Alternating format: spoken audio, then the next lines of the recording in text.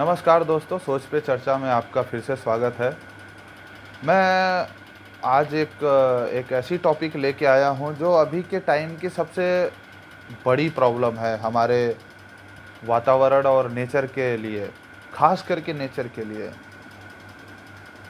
वो एक ऐसी चीज़ है जिस पे लोग रिसर्च कर के हमारे साइंटिस्ट लोग, हमारे वैज्ञानिक लोग, हमारे इंजीनियर्स उस पे काम कर के थक चुके हैं कि इस चीज़ों को कैसे क्या किया जाए। उन्होंने बहुत सारे रास्ते अपना लिए हैं, रिसाइक्लिंग का ये है, वो करते हैं। लेकिन इन चीज़ों को भी हमें उतना ही अवॉइड करना है जितना मैंने पिछली वीडियो में बोला था कि हाँ, हमारी जो वातावरणीय गर्मी जो बढ़ रही है, उसमें हमें क्या अवॉइड करना है। और उस पे हमारी जो महँगाई है, उसको भी हम कंट्रोल कर सकते हैं। तो आज का मेरा है कि प्लास्टिक।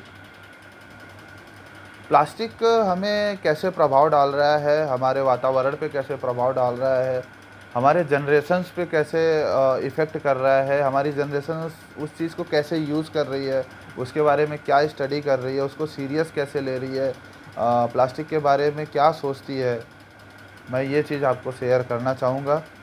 तो प्लास्टिक हमारे जो दिनचर्या है उसमें हम कहाँ-कहाँ यूज़ करते हैं। सबसे ज़्यादा खाद्य पदार्थों की पैकेजिंग, पानी की बोतल, कोई चिप्स, कुरकुरे, बटर पैकेट्स और पानी के बोतल के ऊपर लगे हुए लेबल्स, ऑयल्स के बोतल्स के लगे हुए लेबल्स ऊपर वाले, और उसका खुद का अपना जिस बोतल में वो पैक होता है, वो दूध की थैलियाँ, हर जगह प्लास्टिक पैकेजिंग चल रही है। मैं ये नहीं बोल रहा हूँ कि इसको एकदम से बंद कर देना चाहिए, कि हमें प्लास्टिक कैसे यूज़ करना है और प्लास्टिक हमारे लिए कैसे हानिकारक है।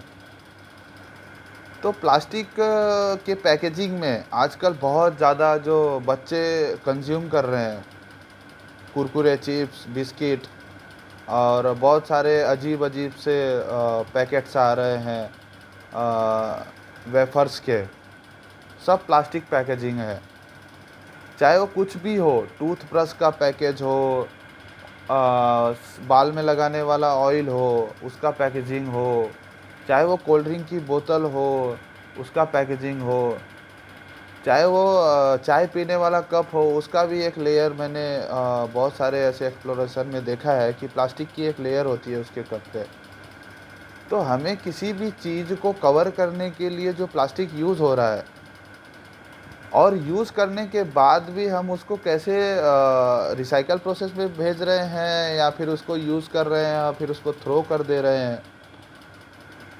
तो हमें उसको करने का जो तरीका है, कैसे उसको यूज़ करने के बाद कैसे उसको रिसाइकलिंग प्रोसेस में वापस किया जा सकता है, इसके लिए तो मेरे पास एक आइडिया है। उसको कैसे किया जा सकता है वो मैं बताना चाहूँगा कि जैसे आजकल लोग बहुत सारे एनजीओज़ चला रहे हैं, प्लास्टिक चीज़ों को इकट्ठा करते हैं और उसको रिसाइकिल वाले फैक्ट्रीज़ में भेजते हैं, फिर से उसको रिफ़ॉर्म किया जाता है। तरीका अच्छा है कि हाँ, हमें उसको इकट्ठा करके रिसाइकिल किया जाता है, तो लेकिन उन कुछ चुनिंदा चीज़ों का किया जाता है। अभी कबाड़ी वाला आता है, तो ऐसा तो है नहीं कि हाँ, सारी प्लास्टिक उठा के ले जाता है, वो ना करता है कि मेरे को प्लास्टिक सब्ज़ी वाले थैली नहीं लेता है वो।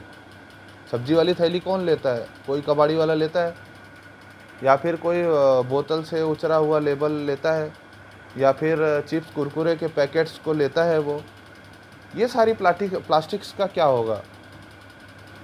मेरा सबसे बड़ा क्वेश्चन ये है कि जो हमारी प्लास्टिक्स की थैलियाँ हैं, लेबल्स है, प्लास्टिक्स के लेबल्स है, छोटे-छोटे पैकेट्स है, जलजीरा मसालास के हैं, लोट-पोट है, कुरकुरे है, चिप्स है, वेफ़र्स है, मसालों के पैकेट्स हैं, हल्दी का है, गरम मसाला है, चिकन मसाला है,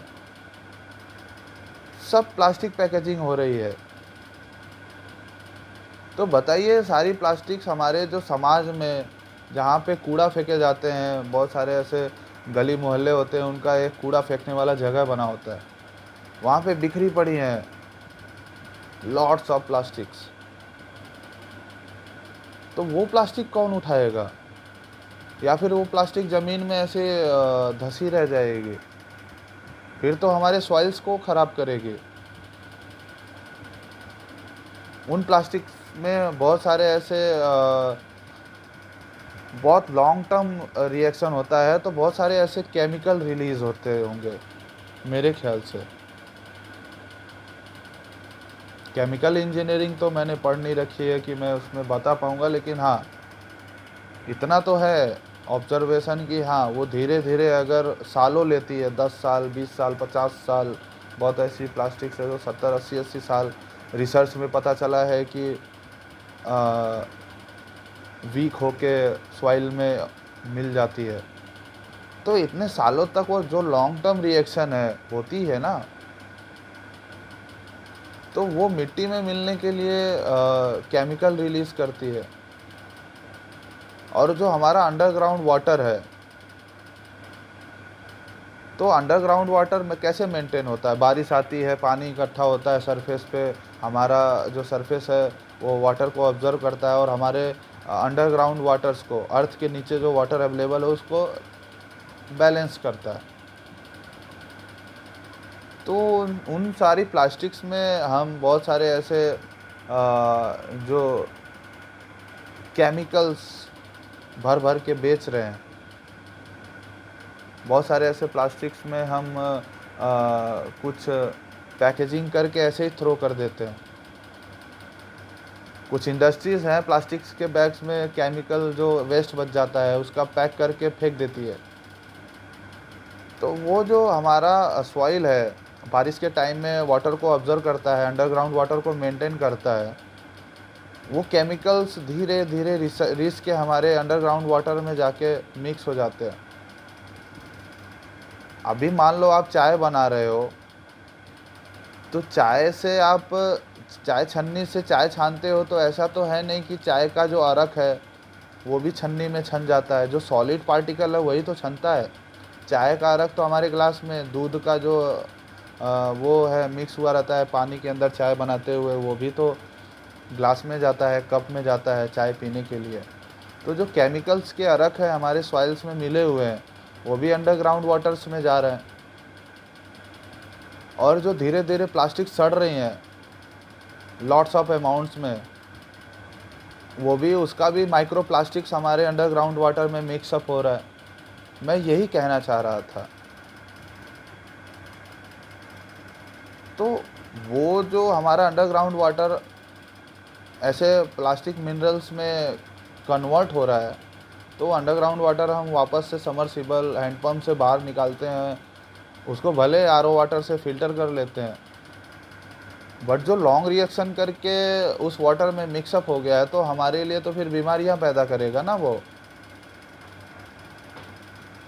इन चीज़ों को हमें अवेयर करना पड़ेगा खुद को।